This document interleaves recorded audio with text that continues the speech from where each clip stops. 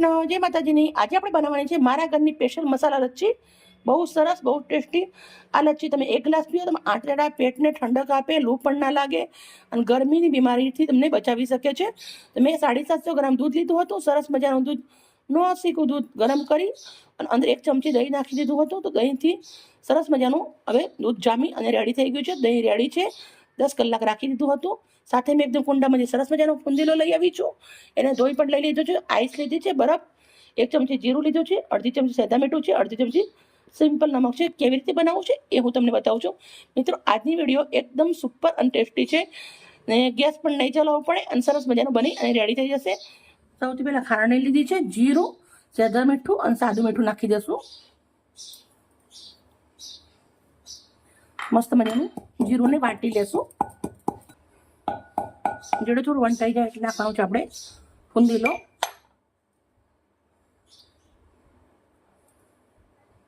હવે આપણે ફુંદીલો નાખી દઉં છું। એને પણ સરસ મજાનું જીરા મીઠા સાથે વાટી લેવાનો છે। મસ્ત વાટી અને રેડી થઈ ગયું છે। હવે આપણે આવી રીતના એક મટકી લેવાની છે। ગામડાની મમ્મી બધી જ બનાવી શકે એવી રીતના આપણે બનાવવાનું છે। બધું જ દહીં મટકીના અંદર નાખી દઈશું।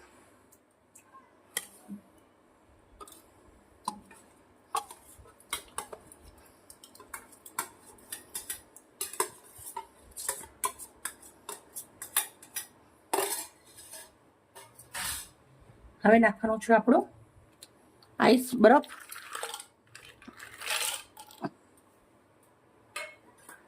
દેશી લેવાનું છે જેરણિયું। હવે બનાવવાની છે લચ્છી।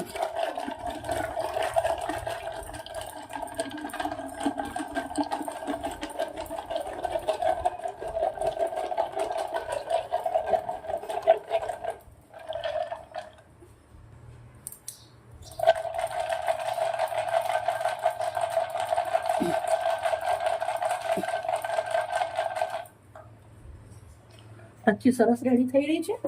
સાથે આપણે નાખવાનો છે મસાલો। આપણે જે વાટી નાખી ખાંડના અંદર એ મસાલો નાખી દઈશું।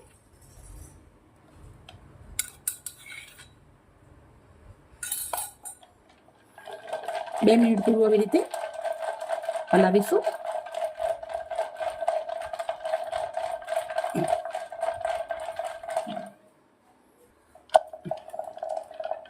ના ગેસ ચલાવવાની ઝંઝટ, ના ખાવા બનાવવાની ઝંઝટ। હું તો આ 2 ગ્લાસ પી લઉં એટલે મારું પેટ ભરાઈ જાય। પણ તમે પણ એકવાર જરૂરથી બનાવજો, બહુ જ ટેસ્ટી બને છે, બહુ જ સરસ।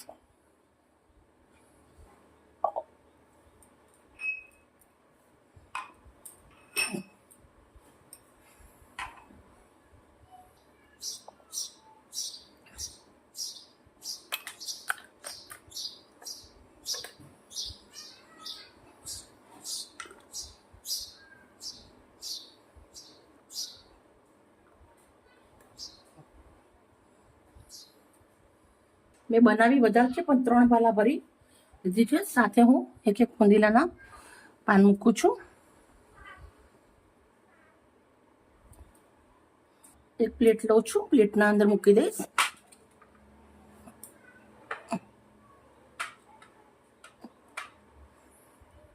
નાના બાળકોથી માંડી મોટી ઉંમરના લોકો સુધીની મસ્ત મજાની આ લચ્છી રેડી છે। તમે આ બનાવો, ડાયાબિટીસ વાળા પણ આસાનીથી પી શકે છે, એમને પણ સેહત સરસ રહેશે। બાય મિત્રો, કાલે આવી નવી રેસીપી સાથે।